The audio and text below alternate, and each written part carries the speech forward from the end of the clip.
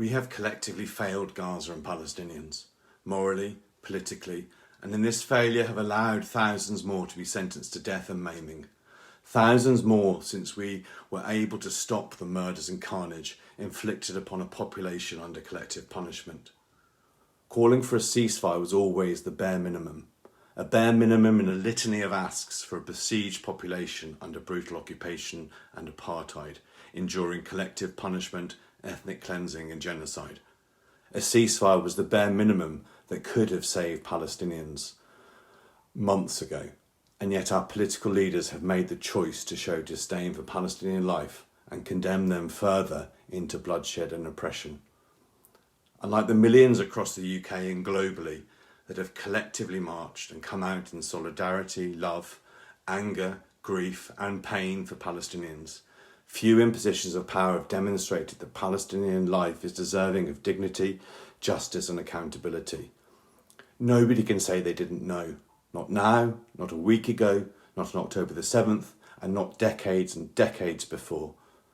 As genocidal statements from Israeli officials, politicians, influencers, pop stars and Israeli occupation forces on TikTok increase, so does a moral vacuum and a collective failure and indifference. As Israeli warplanes continue to strike and pound Gaza and Lebanon, with 1.5 million, many already displaced several times in camps in Rafah, enduring these strikes and awaiting a ground invasion, so does the gaslighting of their lived experiences, as gory as the realities faced. As people starve and die from the consequences of Israel's devastation, living off bread made of animal feed where they can, with a totally destroyed healthcare system, and where if this current status quo continues or escalates, it is expected that between 58,000 and 75,000 more people in Gaza will die over 6 months.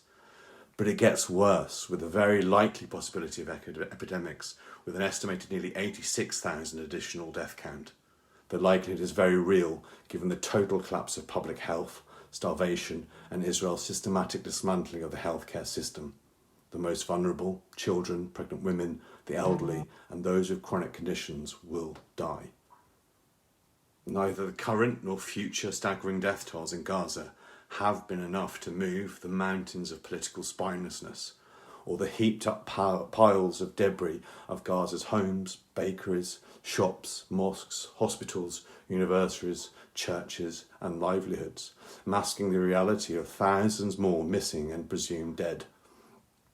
And in the West Bank too, the occupied West Bank, as the violence, killings and incarcerations continue, when more checkpoints are systematic and automated parts of the machinery of occupation and apartheid, and the heavily armed and brazen settlers maraud, carrying out daily and consistent violent acts of harassment, protected and encouraged by the state, further emboldened by the power they possess and the vengeance and land grabs they crave. We can never say we didn't know about them.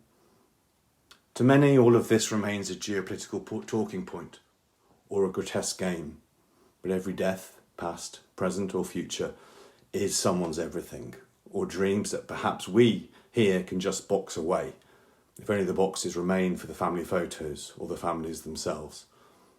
The video of a joyful celebration of graduation in Gaza is some of the only remnants of one family's existence that was since wiped from the registry. In another video, a girl asks her cat not to eat her and her family if they are killed. It seems futile, but we continue to fight, demand and cry and shout about a ceasefire, about justice and accountability, and the likes of South Africa have given some hope. We ask politely and in anger for MPs to vote for one, though millions of us aren't Palestinian and can't contemplate a single % of this horror. This remains and always was deeply personal. They are our loved ones, our friends, our colleagues, our Zoom call acquaintances who we've not yet met because they could never leave Gaza. We laugh, cry and scream and march with them. We love them and their families, and we wanted to protect them. We just wish our political leadership just loved them a little bit more too.